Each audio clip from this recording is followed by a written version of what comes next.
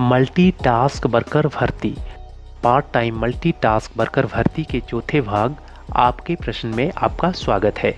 भर्ती से रिलेटेड बहुत से प्रश्न कमेंट लोगों के आ रहे हैं, बहुत सी बातें लोगों को क्लियर नहीं हो पा रही हैं, तो मैंने सोचा कि क्यों ना पार्ट टाइम मल्टीटास्क वर्कर भर्ती पॉलिसी के कुछ महत्वपूर्ण बिंदुओं पर चर्चा की जाए। इसके बाद हम आपके कुछ महत्वपूर्ण प्रश्न भी लेंगे। तो चलिए शुरू करते हैं आज का वीडियो। PTMTW की पोस्ट के लिए जो भी एप्लीकेंट अप्लाई करेंगे, एप्लीकेंट किसी भी क्रिमिनल एक्टिविटी या उसका कोई आपराधिक रिकॉर्ड नहीं होना चाहिए। दूसरा, मल्टीटास्क वर्कर की नियुक्ति के लिए कैंडिडेट उसी पंचायत का सदस्य होना चाहिए जिसमें प्राइमरी, मिडिल या फिर सीनियर सेकेंडरी स्कूल है। अगर उस पंचायत में सूटेबल कैंडिडेट नहीं होगा तो दूसरी पंचायत के एप्लीकेंट को प्राथमिकता मिलेगी। इसके बाद नोटिफिकेशन ऑफ वैकेंसी या एडवर्टाइजमेंट ऑफ वैकेंसी की बात करें तो जिस स्कूल में भी वैकेंसी होगी, चाहे वो प्राइमरी स्कूल है या फिर मिडिल स्कूल है या फिर हाई स्कूल है या फिर कोई अन्य सेकेंडरी स्कूल है, सभी स्कूलों में वैकेंसी की नोटिस बोर्ड पर एडवर्टाइजमेंट होगी। एडवर्टाइजमेंट संबंधित पंचायत को भी करनी होगी ताकि सभी लोगों तक सूचना पहुंच सके। एडवर्टाइजमेंट होने पर सभी कैंडिडेट निर्धारित समय तक अपनी एप्लीकेशंस स्कूल में या फिर BEO ऑफिस में एप्लीकेशन जमा करवा सकते हैं। इसके लिए गाइडलाइंस जारी की गई हैं। हालांकि अभी इसके लिए आगामी निर्देश अपेक्षित हैं। मल्टीटास्क वर्कर भर्ती संबंधी नए अपडेट पाने के लिए चैनल को सब्सक्राइब और घंटी के निशान को भी प्रेस कर लें ताकि आपको आने वाली नई अपडेट समय पर मिल सके। अब हम बात करेंगे एप्लीकेशंस की। एप्लीकेशंस की बात करें तो सभी लोगों को अपनी एप्लीकेशन सादे पेपर पर लिख लेनी है। एप्लीकेशन के ऊपर अपना एक पासपोर्ट साइज फ़ोटो भी लगा लेना है। अपने सभी सर्टिफिकेट की फ़ोटोकॉपी की सेल्फ अटेस्टेड कॉपी यानी मार्कशीट या फिर सर्टिफिकेट जो भी आपके पास होंगे, उन पर लास्ट में सबसे नीचे खाली जगह पर अपना नाम लिखकर सेल्फ अटेस्टेड कर लेना है। इन सेल्फ अटेस्टेड मार्कशीट्स या सर्टिफिकेट को आप एप्लीकेशन के साथ लगा देंगे। इसके बाद आप सभी अपनी एप्लीकेशंस को संबंधित अधिकारी के पास जमा करवा देंगे। आपको कौन कौन से सर्टिफिकेट इसमें लगाने हैं, इसकी बात हम आगे करेंगे। अब बात करते हैं सिलेक्शन की कि सिलेक्शन कैसे होगी। जब कैंडिडेट की सिलेक्शन होगी उसके लिए सभी कैंडिडेट्स की काउंसलिंग की जाएगी, यानी कि इसमें किसी तरह का इंटरव्यू नहीं होगा।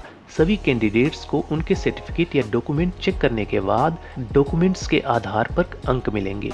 काउंसलिंग 30 अंकों के आधार पर की जाएगी।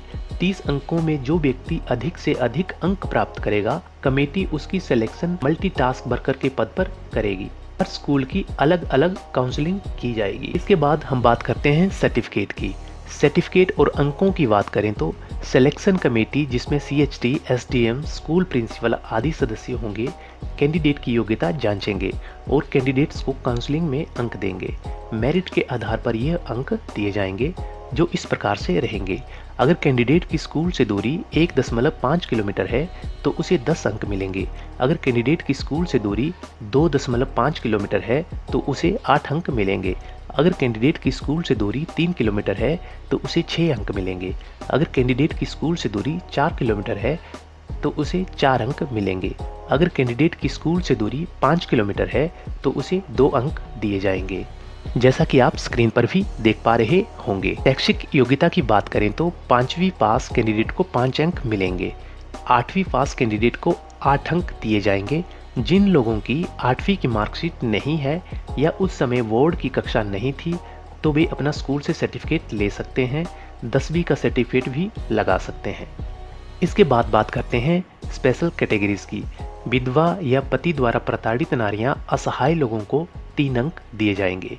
इसी तरह अगर किसी कैंडिडेट ने स्कूल के लिए भूमि दान दी है तो उसे 3 अंक दिए जाएंगे। कई लोग बोल रहे थे कि हमने PWD के लिए भूमि दान में दी हुई है तो क्या हमें 3 अंक मिलेंगे? नहीं दोस्तों, अगर आपने अलग डिपार्टमेंट के लिए भूमि दान में दी है तो आपको उसके अंक नहीं मिलेंगे।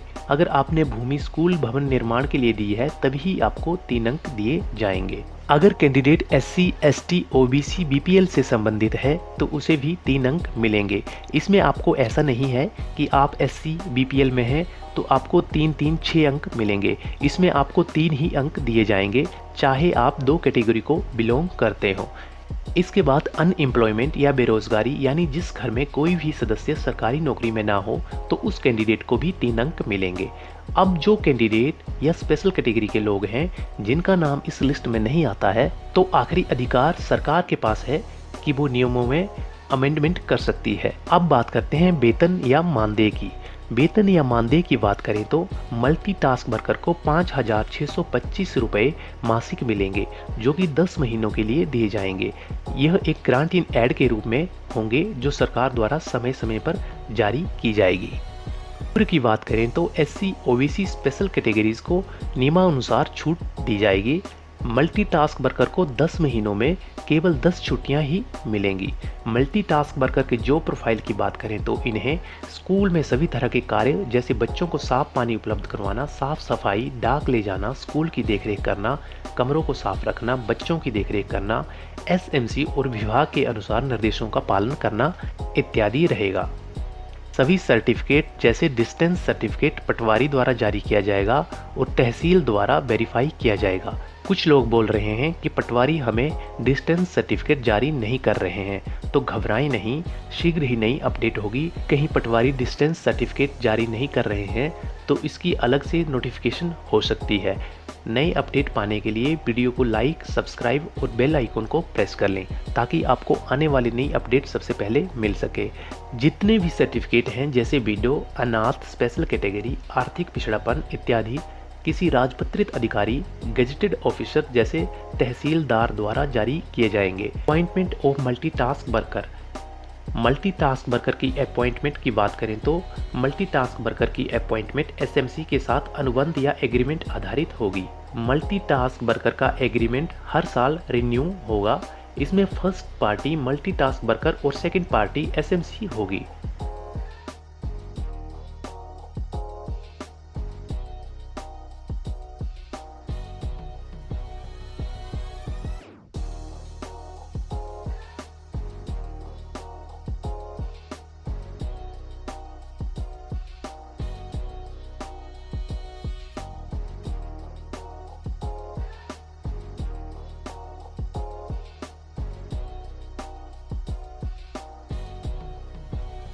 आइए अब कुछ प्रश्न लेते हैं।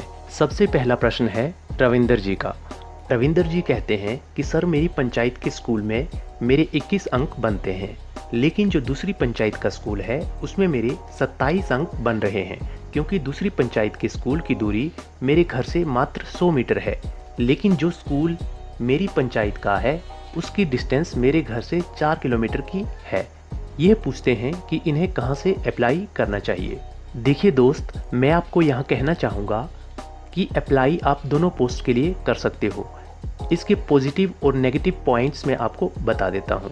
देखिए, अगर किसी एप्लीकेंट के साथ ऐसा होता है जैसा कि रविंदर जी ने बताया, दूसरी पंचायत का स्कूल इनके घर के पास है और आपकी पंचायत का स्कूल आपके घर से 4 किलोमीटर दूर है, तो आपको अपनी ही पंचायत से अप्लाई करना होगा, क्योंकि आपके डिस्टेंस का सर्टिफिकेट तभी वैलिड होगा जब स्कूल आपकी पंचायत का होगा।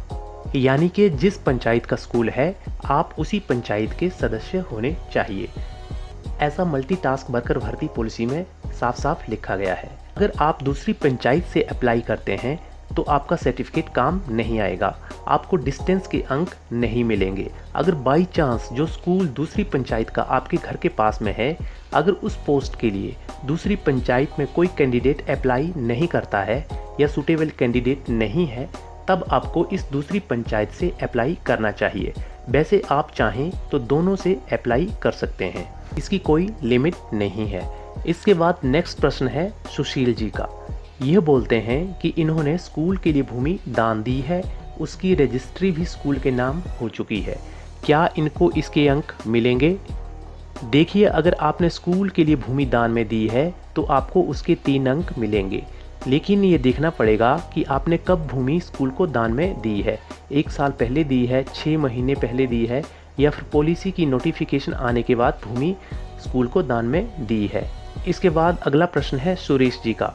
सुरेश जी बोलते हैं कि पटवारी स्कूल से डिस्टेंस का सर्टिफिकेट नहीं बना रहा है, इसकी शिकायत कहाँ करें? देखिए सुरेश जी, आपको शिकायत करने की ज़रूरत नहीं है।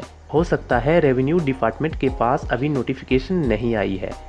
सुरेश जी, जैसा कि पॉलिसी में बताया गया है कि आप पटवारी से डिस्टेंस सर्टिफिकेट ले सकते हैं, इसके लिए शिक्षा विभाग अलग से नोटिफिकेशन डिपार्टमेंट के पास जारी कर सकता है। हो सकता है इसी कारण से पटवारी सर्टिफिकेट जारी ना कर रहे हों। आपको शिकायत करने की आवश्यकता नहीं है, धैर्य रखें। भर्ती संबंधी नई अपडेट पाने के लिए सभी चैनल को सब्सक्राइब और घंटी के निशान को दबा लें ताकि आपको आने वाली नई अपडेट समय पर मिल सके। नेक्स्ट प्रश्न है प्रेम जी का। ये पूछते हैं, क्या +2 सीनियर सेकेंडरी स्कूलों में भी मल्टीटास्क वर्कर भर्ती हो रही है? जी हाँ, ऐसा मल्टीटास्क वर्कर भर्ती पॉलिसी में कहा गया है कि primary, middle, high, senior secondary सभी स्कूलों में यह पोस्ट भरी जाएंगी। पूरे प्रदेश में लगभग 7,852 पद मल्टीटास्क वर्कर के भरे जा रहे हैं। इसके बाद नेक्स्ट प्रश्न है अश्विनी जी का।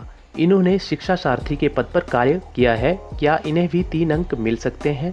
शायद मैंने इनका प्रश्न पिछले वीडियो में भी लिया था।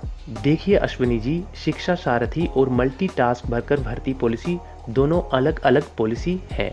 हो सकता है आपको इसका सर्टिफिकेट भी मिला हो, जैसा कि आपने अपने प्रश्न में बताया है। देखिए, अभी मल्टीटास्क वर्कर भर्ती पॉलिसी में यह कहीं नहीं बताया गया है कि आपको अन्य कैटेगरी जैसे विडो, अपंग या अन्य किसी कैटेगरी के बदले में अंक दिए जाएंगे, क्योंकि मल्टीटास्क वर्कर भर्ती पॉलिसी में साफ साफ लिखा गया है कि काउंसलिंग 30 अंकों में से की जाएगी। बाकी नोटिफिकेशन होने पर ही नई अपडेट का पता चलेगा। अंत में एक प्रश्न कि जिनके पास 8वीं की बोर्ड की मार्कशीट नहीं है तो वो एप्लीकेंट क्या करें?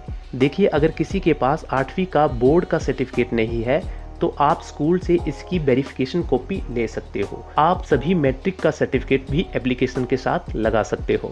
इसी के साथ इजाज़त दें, नेक्स्ट पार्ट में फिर से कुछ महत्वपूर्ण जानकारियों के साथ फिर से मिलेंगे। नए अपडेट के लिए चैनल को सब्सक्राइब, लाइक और घंटी के निशान को दबा लें ताकि आपको आने वाले नए अपडेट समय पर मिल सके। धन्यवाद।